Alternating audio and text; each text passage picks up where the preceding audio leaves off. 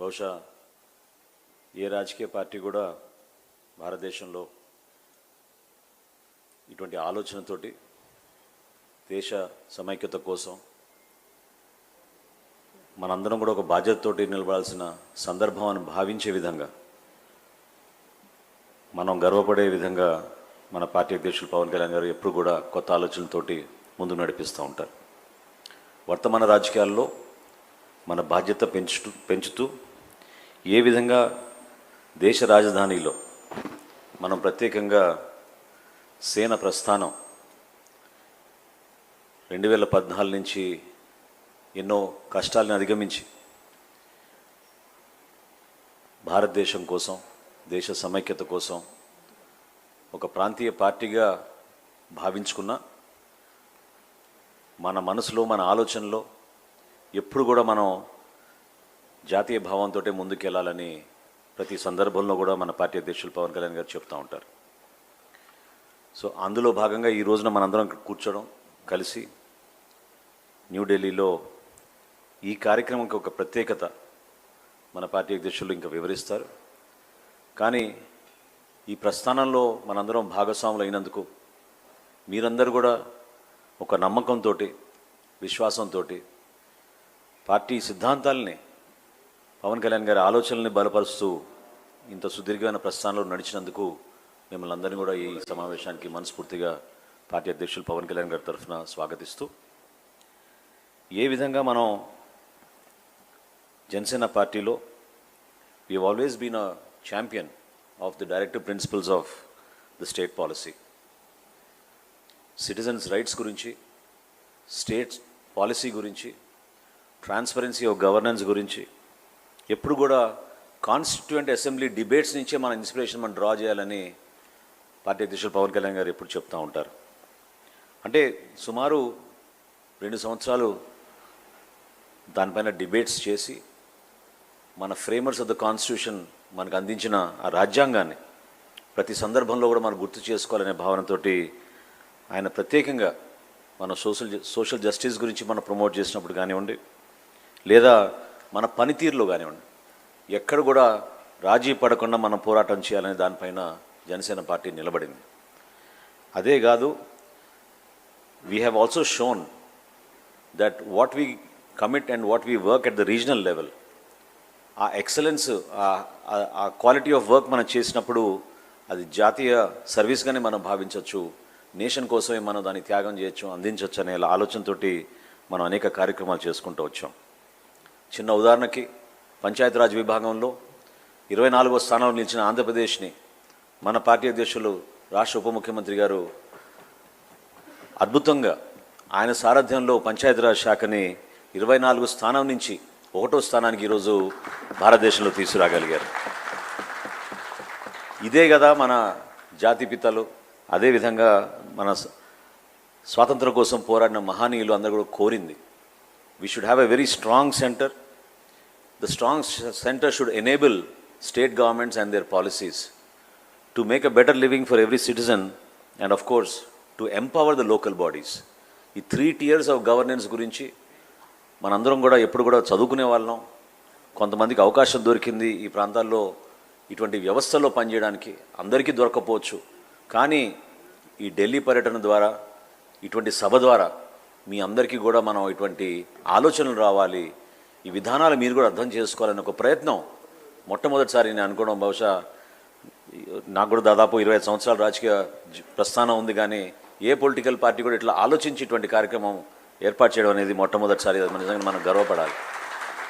ఎందుకంటే nation first అనేది మనం ఎప్పుడు కూడా మన బ్లడ్లో ఉండాలి, దానికోసమే మనం నిలబడాలి.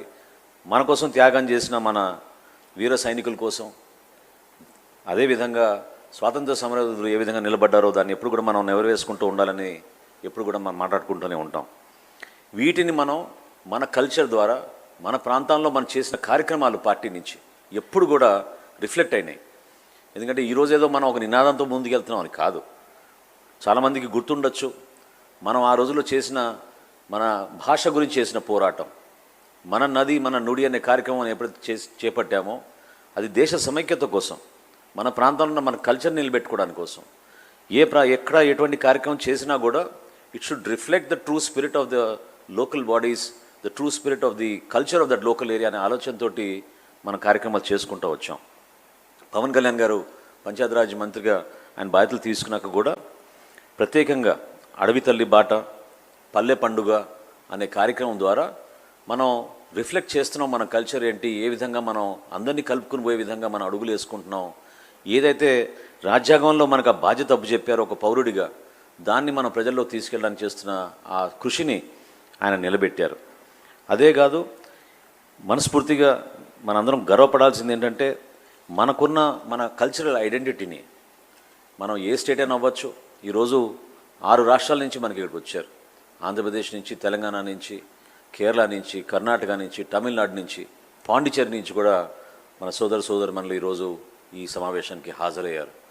So we're trying to show the true spirit of our national integration, our thought process of being part of a great nation like India. And at the same time we're here to recognise the sacrifices of our elders who have made it all possible. That is the true spirit of this conference. There is nothing political in this process that we are doing here today. It is meant to empower all of you to understand and feel how, when we are part of a national integration, when we are part of a journey which makes us proud to recognize that we are all Indians first అనేది పవన్ కళ్యాణ్ గారి ఆలోచనని మనం ఈ రోజున ఈ కార్యక్రమాన్ని ముందు తీసుకొస్తున్నాం. దాన్ని మీరందరూ కూడా మనస్ఫూర్తిగా పాల్గొంటారని, మీ పార్టిసిపేషన్ కూడా ఈరోజు జరుగుతున్న అనేక సెషన్స్లో దయచేసి మీరు మీ క్వాలిటీ ఎఫర్ట్ మీరు if you can put into that programme, it will add a lot of value in the resolutions that we eventually come up with towards the end of the day for this program. So I thank our party president and the Honorable Deputy Chief Minister of Andhra Pradesh, Pavan Kalyan Garu, for this wonderful opportunity from all of us in Janasena Party, and I request him to speak. Thank you, sir. Thank you, sir. The sound is fine. Before we begin, Sena Prasthanam for national integration, Sena Prasthanam, Jatiya Samagrata Kosam.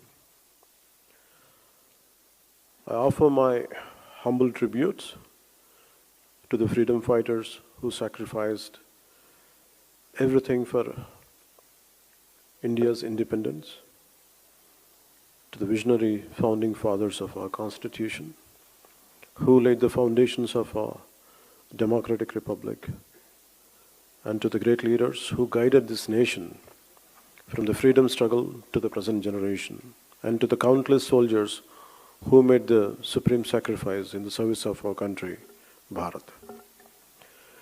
It is because of the courage, sacrifice, wisdom, and unwavering commitment to the nation that we stand here today as a proud citizens of a free, united, democratic, and sovereign India.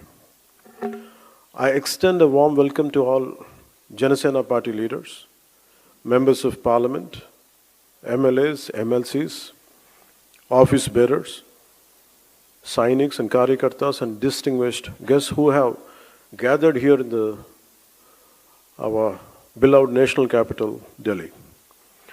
You may ask, why did we choose Delhi for this program? The city of Delhi, our capital, where we have gathered today, is not just another capital or this soil. This capital soil bears witness to the sacrifices of our freedom fighters. This soil witnessed the birth of the Constitution of India. This soil witnessed the tragedy of partition. This soil has seen the tears of millions of refugees. This soil carries the footsteps of countless great men and women who dedicated their lives to securing India's freedom.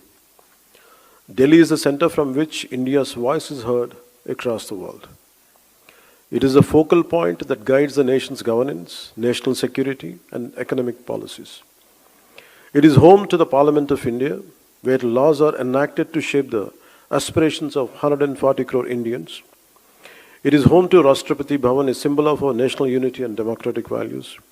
This is why we are organizing this gathering Sena Prasthanam for national integration on this historic soil is not merely a political event. It's our commitment to serve our nation.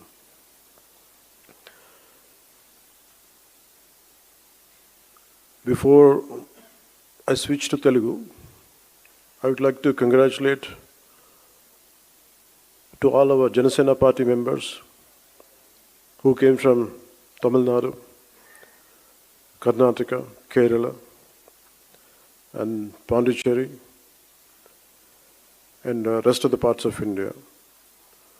From Janasena party, we warmly welcome them for their contribution, for their participation here. Let's give a big round of applause to our members from Janasena party from other states. Janasena party ప్రారంభించి 12 సంవత్సరాలు పూర్తయ్యాయి.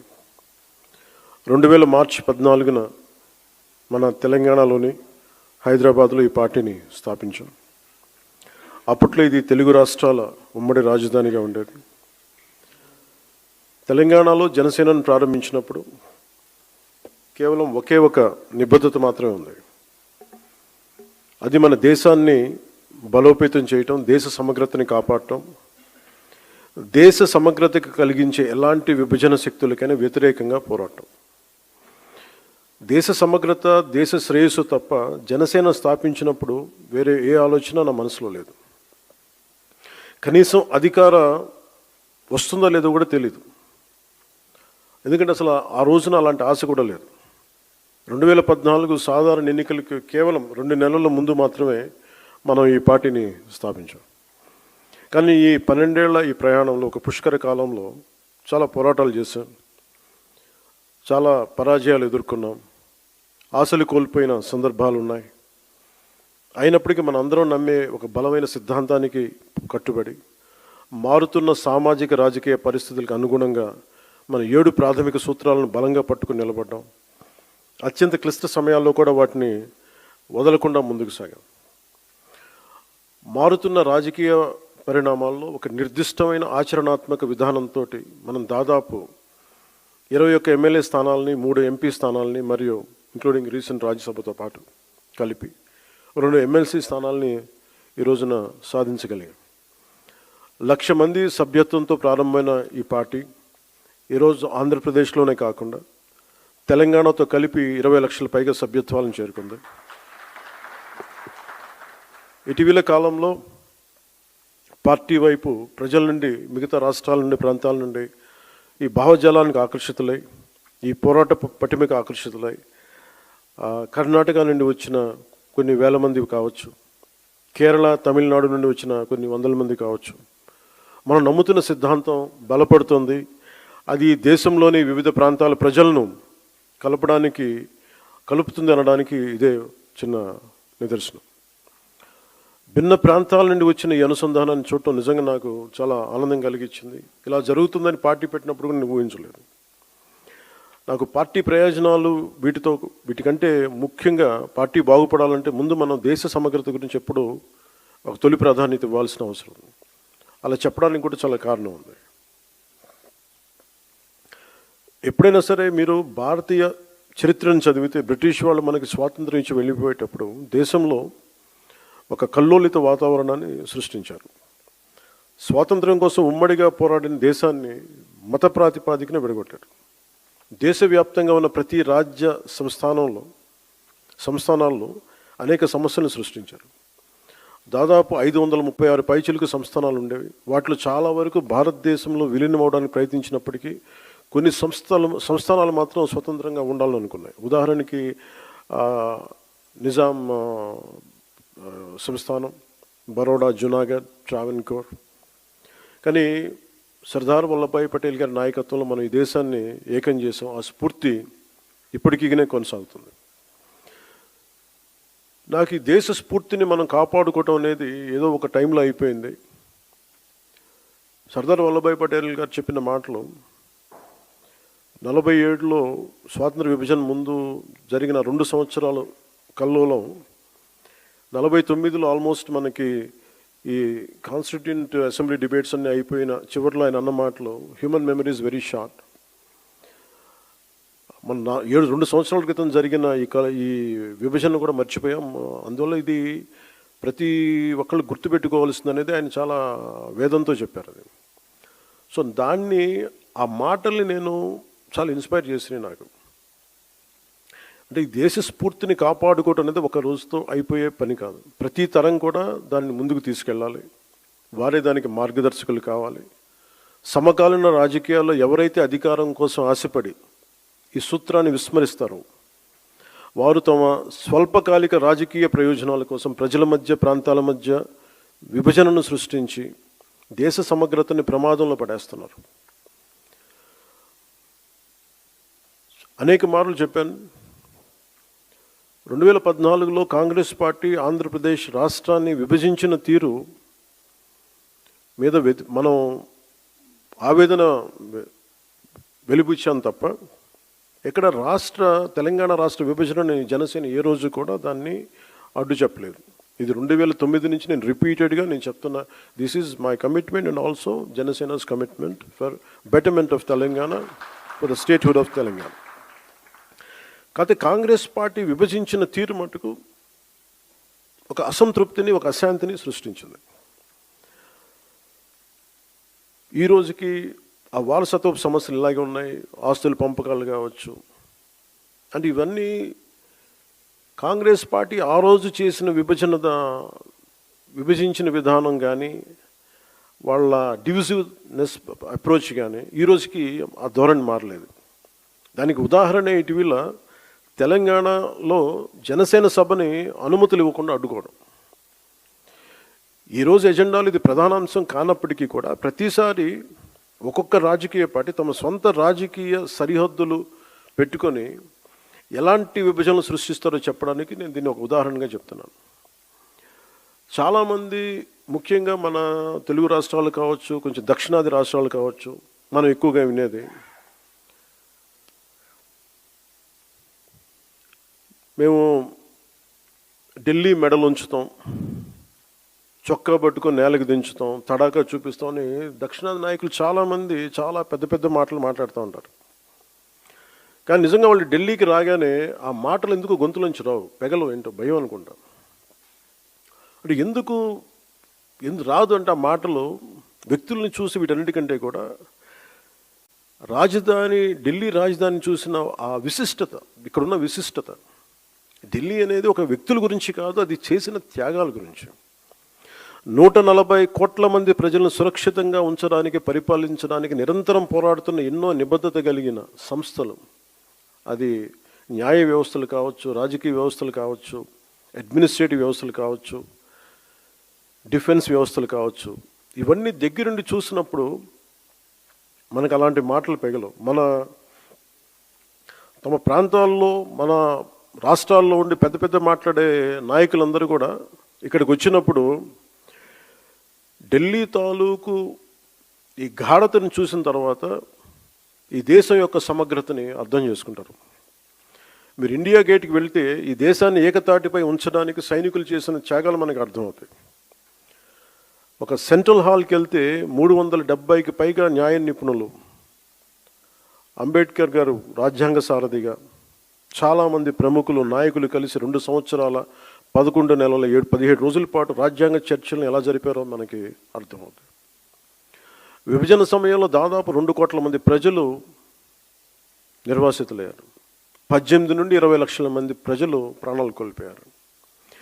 మనం ఢిల్లీని తాకినప్పుడల్లా మనకి ఈ విషయాలని మనసులోకి, స్ఫురణలోకి వస్తాయి.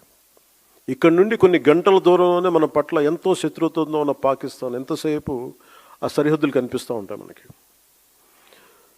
ఈరోజు నేను ఎందుకు ఇక్కడ పెట్టానంటే, జనసేన పార్టీలోని ప్రతి ఒక్క నాయకుడు, ప్రతి సభ్యుడు ఇది అర్థం చేసుకోవాలని ఇక్కడ నేను పెట్టాను. అంటే ప్రాంతీయతని విస్మరించని జాతీయవాదాన్ని అర్థం చేసుకోవాలంటే ఎక్కడో మనం కూర్చొని హైదరాబాదు, మంగళగిరి, ఢిల్లీ, ఆంధ్ర, తెలంగాణలో కాకుండా ఢిల్లీ రాజధాని కేంద్రంగా చేసుకొని మాట్లాడితే దాని గాఢత అందరికీ అర్థమవుద్ది, మన బాధ్యత కూడా తెలుస్తుందని ఈ సమావేశం తాలూకు ముఖ్య ఉద్దేశం.